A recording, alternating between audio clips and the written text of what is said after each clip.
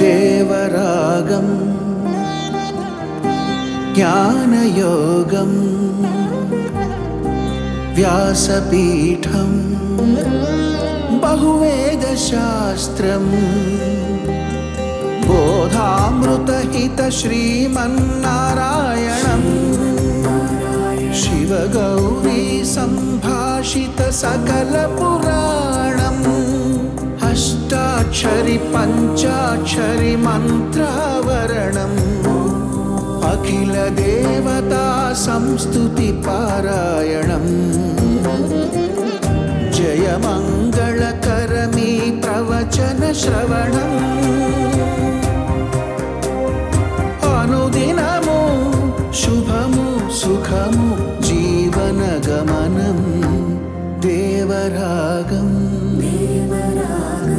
జ్ఞానయోగం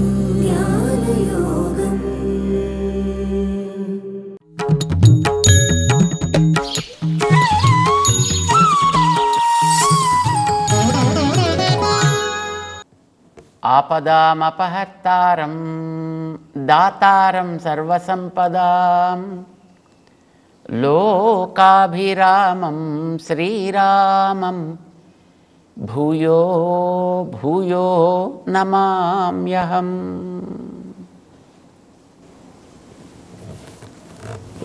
జై శ్రీమన్నారాయణ. ప్రియ భగవద్బంధువులారా,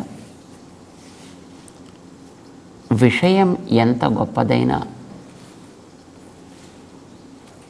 చెప్పేవాడికి దాని యందు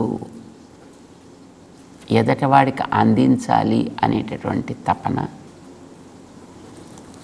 వినేటటువంటి వ్యక్తికి ఇది మనది ఇది మనకి అనేటటువంటి ఒక ఆర్తి, ఒక జిజ్ఞాస అనేది లేకపోతే చెప్పేవాడు వ్యర్థం, వినేవాడు వ్యర్థం. అయితే ఇది అందరికీ ఆ రకమైనటువంటి జిజ్ఞాస ఉంటుంది అని మనం చెప్పలేము. అసలు చాలామందికి ఉండదు కూడా. అలాంటప్పుడు ఏం చేయాలి? జిజ్ఞాసని పుట్టించి చెప్పాలనిపిస్తుంది యోగ్యుడైనటువంటి ఒక గురువుకి. అందుకోసం ఇదివరకు రోజుల్లో గురువులు శిష్యుడికి ఆ రకమైనటువంటి రుచిని పుట్టించి వాళ్ళకి ప్రశ్నించడం చేత కాకపోతే ప్రశ్నించే సందర్భాలను తయారు చేసి వాళ్ళ చేత అది కావలసిన దానంతటిని కూడా వినేటట్టు చేసేవారు. విన్న తర్వాత అది మంచిదైతే విషయం సహజంగానే అర్థమవుతుంది. అర్థం కనుక సవ్యంగా అయితే అది వాడికి ఆచరణలోకి కూడా వస్తుంది. మహానుభావుడైనటువంటి వ్యక్తి వైశంపాయనుడు, ఉత్తముడైనటువంటి ఆచార్యుడు, మంచి గురువు. పాండవ వంశంలో పుట్టినటువంటి వాడు జనమేజయుడు అని ఒక రాజు, పరీక్షిత్తు వంశంలో వచ్చినవాడు అన్నమాట. ఆ జనమేజయ మహారాజుకి ఏదో కోపం వచ్చి ఆయన ఏదో సర్పయాగం చేశాడు. దాంట్లో మొత్తం సర్పాలన్నీ కూడా నాశనం చేయాలనుకున్నాడు. తర్వాత వచ్చి అతన్ని ఆపారు, కొంచెం శాంతించాడు మనిషి. రాజ్యపాలన చేస్తుండగా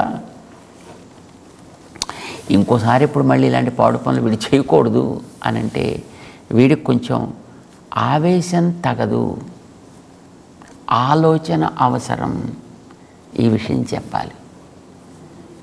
ఆవేశం ఉండడం వల్లనే నీ పూర్వులంతా పాడయ్యారా నాయన.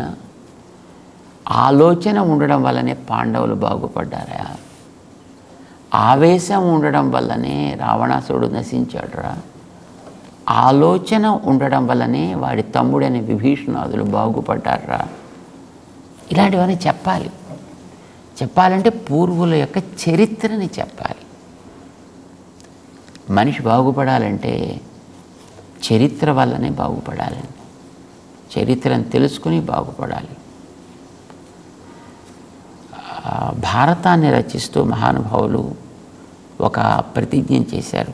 మేము ఎందుకు రాస్తున్నామంటే భారతాన్ని ఏదో మీకు చెప్పాలి, మేమేదో రాయాలి, గ్రంథాలని ముద్రించామని క్రెడిట్ సంపాదించాలి, లేకపోతే ఈ పుస్తకాలని సేల్ చేసుకుని ప్రాఫిట్స్ సంపాదించుకోవాలి. నో. ఎందుకని మరి రాస్తున్నారు మీరు?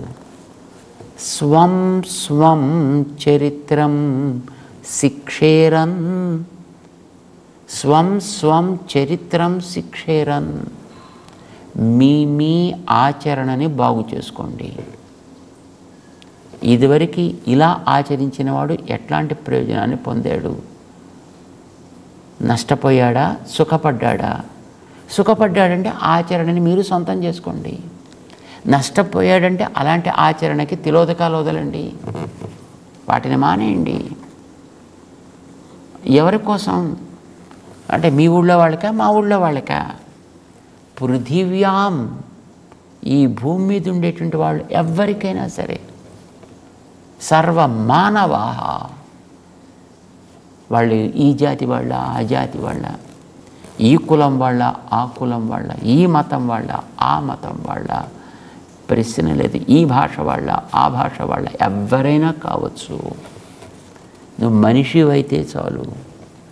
మనిషిగా నీ బతుకుని సార్థకం చేసుకోవాలి అని అనుకుంటే, మనిషిగా నీ స్థానాన్ని పదిలంగా ఉంచుకోవాలని అనుకుంటే, మనిషిగా నీ తరాలు 10 కాలాల పాటు సాగాలి అని అనుకుంటే, స్వం స్వం చరిత్రం శిక్షేరన్ పృథివ్యాం సర్వమానవా. మీ బతుకుల్ని గురించి అర్థం చేసుకోండి. మీ బతుకుల్ని ఎట్లాగా బంగారు పంటలు పండించేటట్టుగా తయారు చేసుకోవాలో తెలుసుకోండి. వాటిని బండల పాలు చేయకండి. దానికి పెనకాతలు నడిచిన వాళ్ళ యొక్క కథ తెలియడం మీకు మంచిది. ఇదిగో నేను ఆ చరిత్రని మీకు ఇస్తున్నాను. అప్పుడు ఇచ్చాడు వేదవ్యాస భగవానుడు ఈ చరిత్రను అంతటిని కూడా. చేత మనం ఎప్పుడైనా సరే పెద్దల చరిత్ర తెలుసుకోవాలంటే అదేదో వాళ్ళ ఘనత కోసం తెలుసుకోవడం కాదు, మన బతుకుని బంగారంగా పండించుకోవడం కోసం మనం తెలుసుకోవాలి. పాపం ఈ పిల్లవాడికి ఆవేశం ఎక్కువ, జనమేజయుడికి. కనుక ఇతనికి ఏదైనా చెప్పి మంచి మార్గంలో పెట్టాలి అని అనిపించింది ఆయనకి. సరే వచ్చాడు ఒక రోజున, నాయన మహానుభావ, చాలా నువ్వు ఎప్పుడు కూడా రాజ పరిపాలన దక్షత కలిగినటువంటి మహానుభావుడివి కనుక ఆ వ్యవహారాల్లోనే తలమునకలై ఉంటున్నావు నువ్వు ఎప్పుడు కూడా. కానీ ఉండడం మంచిదే, కానీ నీ పెద్దల గురించి తెలుసుకోవడం కూడా నీకు చాలా మంచిదే. తెలుసుకోవడం వల్ల నీ జీవితాన్ని కూడా బాగు చేసుకోవచ్చు. చెప్తాను, మీకు సంభావన ఎంత ఇవ్వాలండి చెప్తానంటే, ఏం అక్కర్లేదు, నువ్వు వింటే చాలున్నాయా. ఓహో అలాగండి, అయితే ఒక బాధ్యత తగ్గింది. లేకపోతే మనం ఫస్ట్ డీల్ కదా, ఇది చెప్పాలి అంటే నువ్వు ఎంత ఇస్తావు నాకు, మరి అంత నాకు నేను ఇవ్వగలను ఇవ్వలేను చూసుకోవాలి కదా. అదేం లేదని చెప్పాడు ఆయన. నువ్వు వింటే చాలు, నువ్వు బాగుపడితే చాలున్నాయా. So nice. సరే ఏం చెప్తారు సార్ అని అడిగాడు. అంటే మరి ఏం లేదయ్యా, భారతం చెప్తా, రామాయణం చెప్తా, ఇంతేనా అన్నాడు. అలాగా, చాలా సంతోషం. ఎంతసేపు పడుతుందండి అని అడిగాడు. మీరు చెప్పింది వినడానికి ఎంతసేపు అంటే, దానికి మనం వినేదాన్ని బట్టి ఉంటుందా, మనం కేటాయించే సమయాన్ని బట్టి ఉంటుందా? అప్పుడు అసలు ఎంత గ్రంథం అండి అసలు మీరు చెప్పదలుచుకుంది? పెద్దది ఎక్కువేం కాదు. రామాయణం ఉంది కదా, ఓ 24,000 శ్లోకాలయా. భారతం ఉంది కదా, ఓ 1,00,000 శ్లోకాల గ్రంథమా. గుండెల్లో పర్వతాలు పడ్డట్టు అయింది, రాళ్ళు కాదు. 24,000 శ్లోకాల రామాయణం, 1,25,000 శ్లోకాల గ్రంథమా భారతం. అంత వినమంటారా? నమస్కారం సార్, వెళ్ళొస్తాను, కొద్దిగా పని ఉంది అన్నాడు ఆయన. సరే పోనీ ఎప్పుడు రమ్మంటావు చెప్పా అంటే, ఎప్పుడు కుదరదండి, నాకు ఎప్పుడు అంత టైం ఇవ్వడానికి వీలు లేదండి, నా బోల్డని పనులు ఉన్నాయి సార్ అన్నాడు. పాపం చూశాడు ఆయన. సరే మళ్ళీ ఇంకోసారి వచ్చాడు. మళ్ళీ ఎప్పుడు వచ్చినా ఇదే కదా.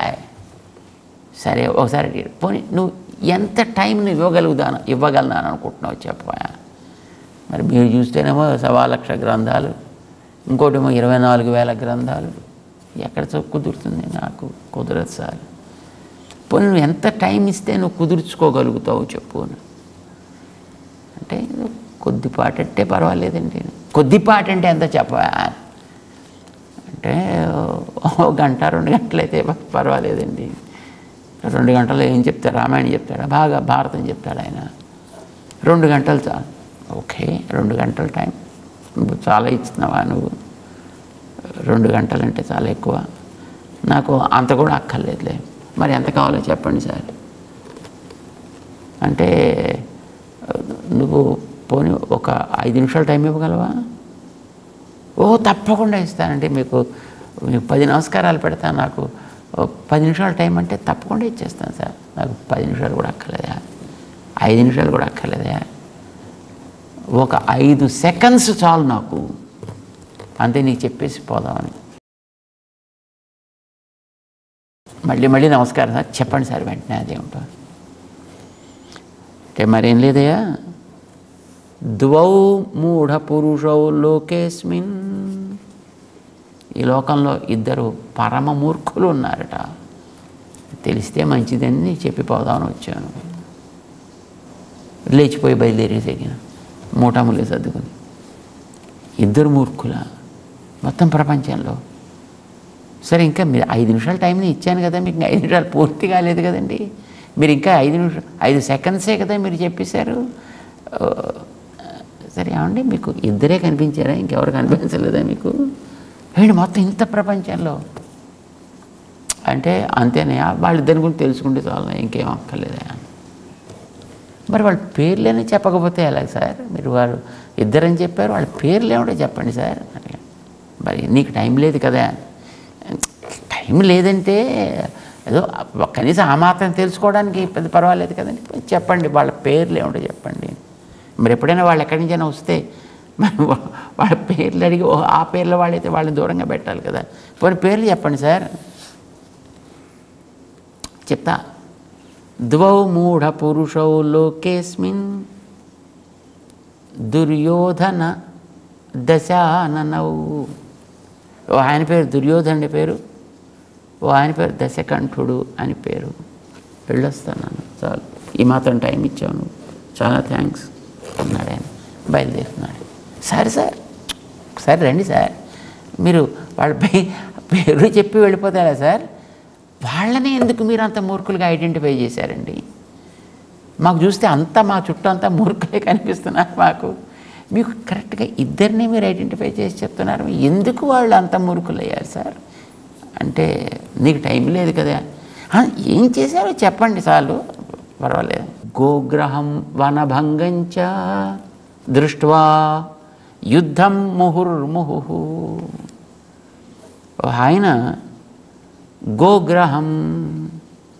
గోగ్రహణం జరిగింది చూసి ఒక ఆయన యుద్ధం ముహుర్ముహు, వాడు తగుదునమ్మా అని యుద్ధం చేశాడు ఆయన. వనభంగంచ, అడవి తగలబడ్డం అంతా చూశాడు ఆయన. చూసి కూడా మళ్ళీ తగుదునమ్మా అని మళ్ళీ యుద్ధానికి సిద్ధపడ్డాడు.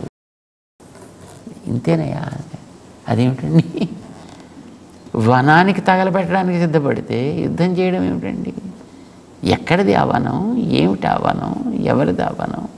ఎందుకు తగలబెట్టాడు ఆయన? ఎవరి తగలబెట్టాడు? ఎలా తగలబెట్టాడు? ఆవిడ తోక కాలిస్తే తగలబెట్టాడు కదా.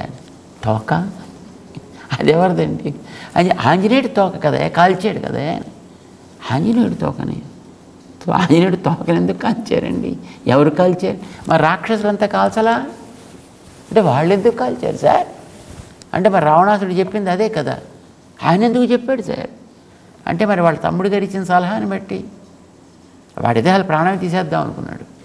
కానీ వాళ్ళ తమ్ముడు చెప్పాడు, ఒరేరా తీయకరా, వాడు దూత కదా అని చేత తీయడం మంచిది కాదు, వాడికి దండన విధిస్తే చాలును, వాడికి అవమానం కలిగేటట్టుగా దండన విధించాలి, అది చూసి మిగతా వాళ్ళందరికీ బుద్ధి వస్తుంది, అందుకోసం తగలబెట్టాను.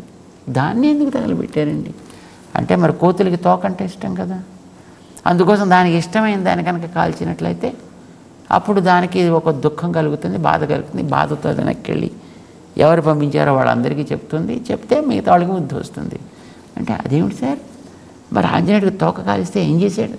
ఏం చేయడం వాడు మొత్తం అశోక వనాన్ని అంతటి తగలబెట్టాడు కదా, లంకా నగరాన్ని అంతటిని మొత్తం కాల్చిపెట్టాడు. దాన్ని ఎందుకు కాల్చిపెట్టాడండి? అంటే మరి రావణాసుడు బుద్ధి రావక్కర్లే అంటే వాడి బుద్ధి ఏమైందండి? అంటే ఎందుకండి ఇక్కడ అందులో అశోకవనాన్ని ఎందుకు కాల్చాడండి? అంటే మరి అశోకవనంలోనే కదా సీత ఉంది.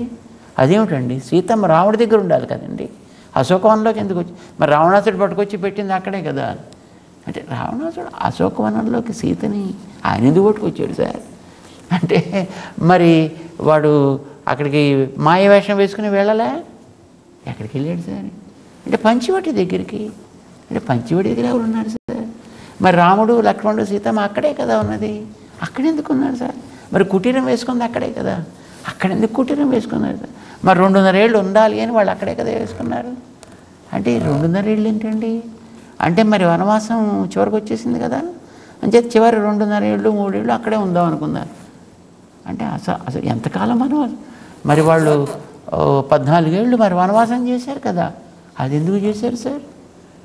అంటే మరి వాళ్ళు అడవిలో తిరగాల్సి వచ్చింది కదా, మరి వాళ్ళంతా అడవిలో ఉండాల్సి వచ్చింది కదా, వాళ్ళు 14 ఏళ్ళు అడవిలో ఎందుకున్నారు సార్? మరి వాళ్ళ నాన్నగారు పంపించింది అక్కడికే కదా, ఆయన ఎందుకు పంపించారు సార్? మరి వాళ్ళ ఆవిడ కోరింది కదా ఆయన్ని, ఆవిడెవరు సార్? అంటే ఆవిడ కైకమ్మ మరి వాళ్ళ 3వ భార్య కదా, అంటే ఇంకో 2 ఉన్నారు సార్. మరి కౌసల్యమ్మ సుమిత్రమ్మ అని ఇంకో 2 కూడా ఉండేవాళ్ళు కదా. మరి ఈవిడికి ఎందుకు ఆ బుద్ధి పుట్టిందండి? మరి ఆయన వరం ఇచ్చాడు కదా ఈవిడికి అంతకుముందు, అది ఎప్పుడు సార్? అంటే అప్పుడు దేవదాన యుద్ధంలో ఇచ్చాడు కదా. ఇలాగా వాడి చేత ఒక ప్రశ్నకి వెనకాతలు ఇంకో ప్రశ్న వేసేట్టుగా, దాని వెనకాతలు మరొక ప్రశ్న వేసేట్టుగా, దాని వెనకాతలు మరొక ప్రశ్న వేసేట్టుగా, ప్రశ్న వేయడానికి వీలయ్యేటట్టుగా విషయాన్ని చెబుతూ మొత్తానికి రామాయణం అంతా చెప్పేశాడు.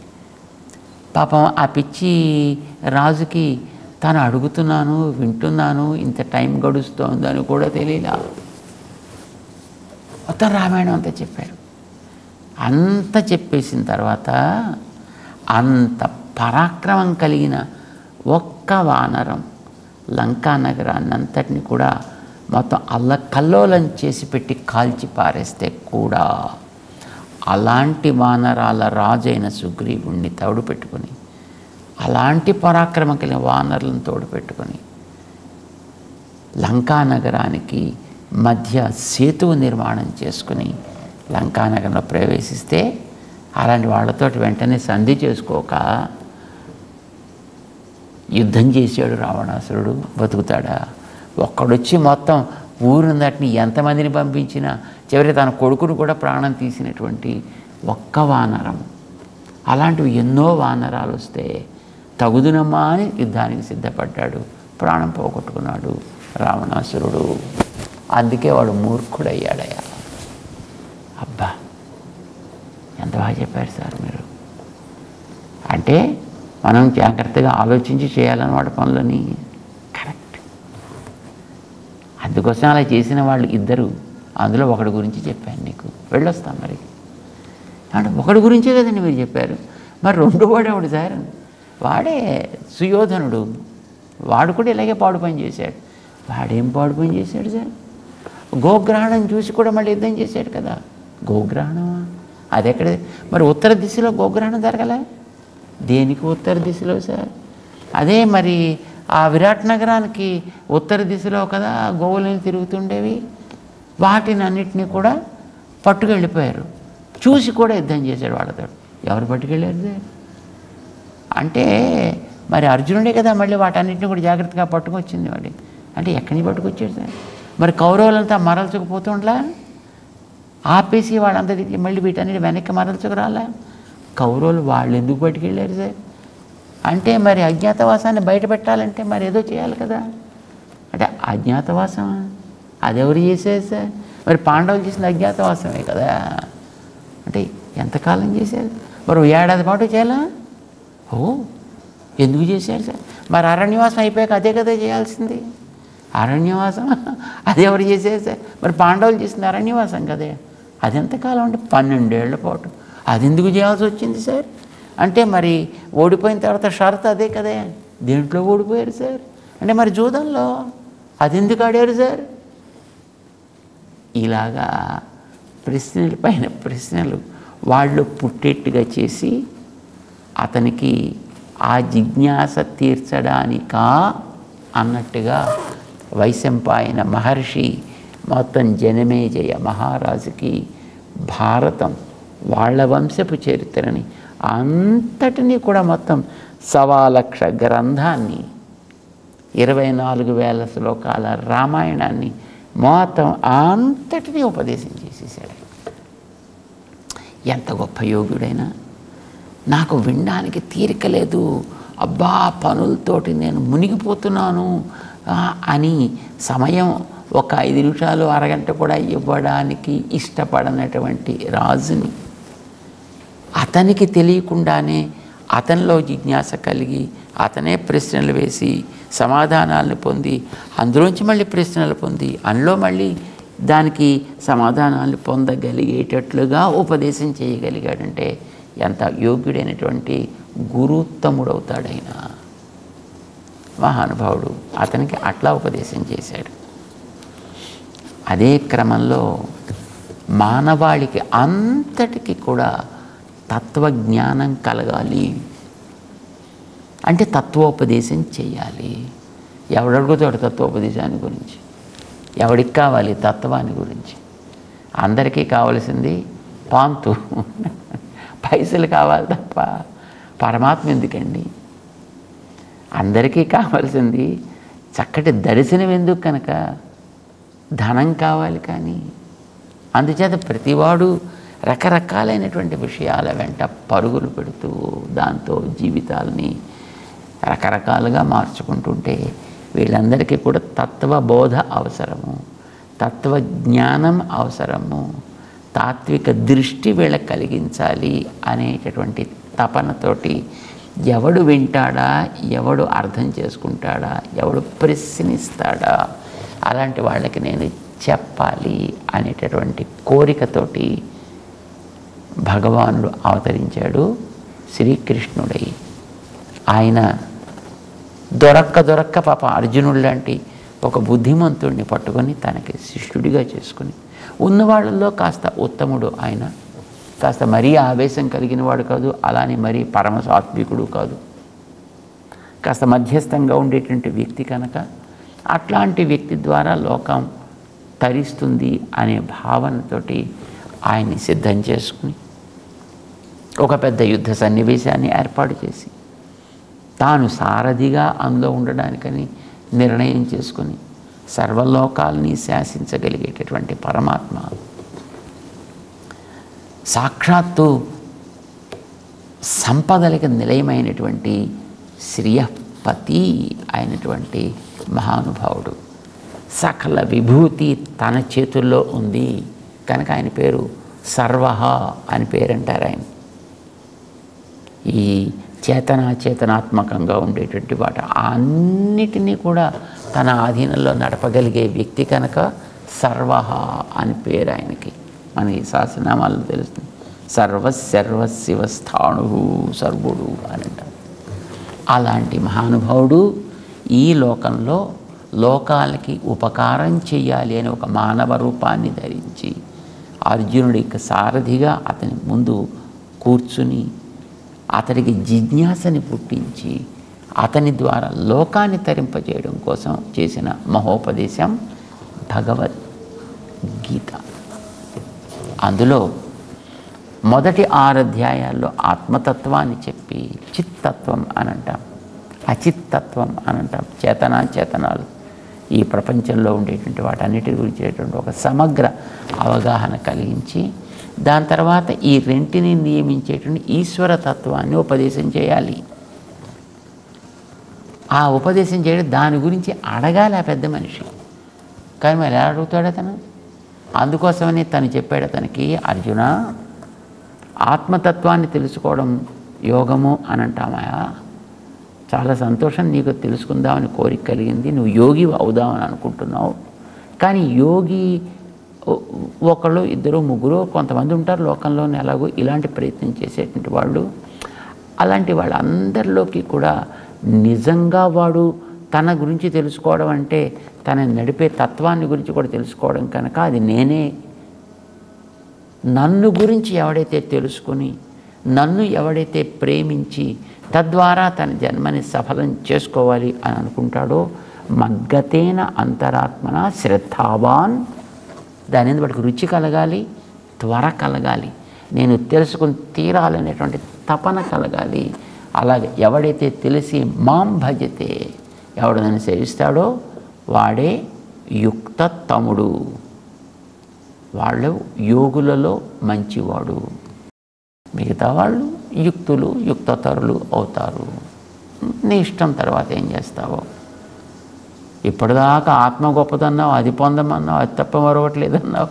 నేను నిజంగా అది పొందిస్తే చాలదని పరిగెడదామని అనుకుంటుంటే దానికి వెనకాతలు ఎవడో ఉన్నాడు, అది నువ్వు నిన్ను తెలుసుకోవాలంటున్నావు. నిన్ను తెలుసుకోవడం అంటే ఏమిటి అర్థం? ఎట్లా తెలుసుకోవాలి? నిన్ను నడిపేవాణ్ణిగా నేనున్నానని, ఎలా నేను నడిపిస్తున్నానో నాకుండేటి సమగ్రత ఏమిటో దాన్ని ఇవి రెండూ తెలుసుకోవాలి. మొదటిది జ్ఞానము, రెండవది విజ్ఞానము. ఈ రెంటిని తెలుసుకొని కనుక నువ్వు ఉన్నట్టయితే తప్పకుండా నువ్వు చేసేటటువంటిది యోగ్యమైనటువంటిది అవుతుంది. అంటే మరి అదేమిటో తెలుసుకోవాలి కదా నేను అని అడుగుతాడేమో అని ఎదురు చూశాడు ఈయన. కానీ ఆయనకేం పెద్ద అడగాలి అని అనిపించినట్లేదు.